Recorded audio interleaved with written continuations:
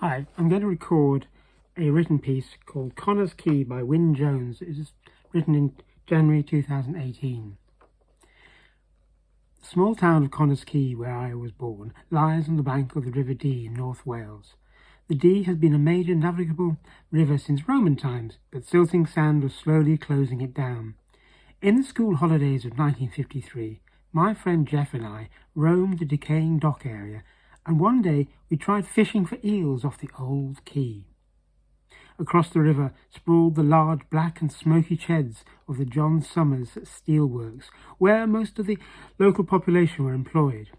Upstream was the city of Chester, while downstream was the estuary marsh, written about by Charles Kingsley in his sad poem, Mary Called the Cattle Home Across the Sands of Dee, where a new coal-fired power station was being built, complete with 3 huge cooling towers. In the 19th century, the Connah's Quay docks and quays had been a forest of masts and spars, as wooden sailing schooners jostled to upload pit props and fruit before loading the millions of bricks and tiles made in the local brickworks at Buckley and Ruabon. But now, only the occasional coastal motor ship called. Close by, where we were fishing, there was some dock work going on, and helping out was the old steam crane. This tall and delicate relic, with its coat of rusty tin sheets, was from a bygone age. It really should have been in a museum, but its life had been extended for these little jobs on the quayside. On this particular day, the crane was tasked to lift some steel pipes from a railway truck, and Jeff and I watched it at work. The sling was tied around the pipes, and the crane took the strain. Then a curious thing happened.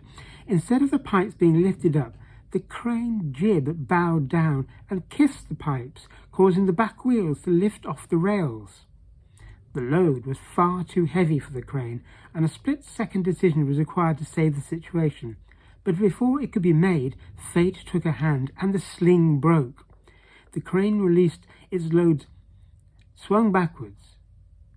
The designer of this crane had placed a heavy vertical boiler at the back of the frame in order to act as a counterweight for its lifting duties. This weight now took charge, and acting like an enormous metronome, the crane continued its backward swing until, with a resounding crash, it fell off the rails onto its back. There was no rail on the edge of the quay, and to our astonishment, the crane continued falling and dropped the 25 feet into the river, disappearing beneath the waves in a cloud of steam and smoke. Like a fantastic magic trick, the scene remained the same, but the crane had vanished. We knew where it was, but where was the driver? Luckily, he had jumped clear and was standing bruised but aghast. We were all open-mouthed. But there was nothing to be done, and Jeff and I hurried home to tell our parents before any blame could be apportioned. A week later, there was a sequel.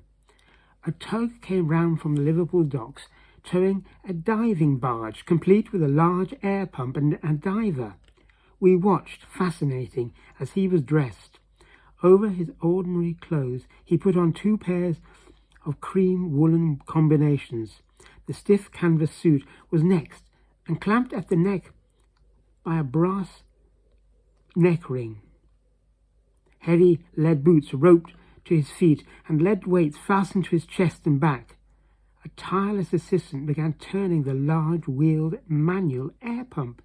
The battered brass helmet passed over the diver's head, his faceplate closed, and the metal crane, and he was ready to go. Before he submerged, he was handed a lit burning torch with which to cut up the metal crane, and a line of bubbles showed his progress underwater. The railway company sent round a superior and more powerful crane, and this was used to lift the pieces out of the river. The strong river tides dictated when it was safe for the diver to work, and the process took a week to complete. The old crane was never replaced, and this sounded the death knell of Connah's Quays as a working port. Today, Only fishing boats use the quay, and we have to rely on old photographs to remind us of the hustle that made this famous port.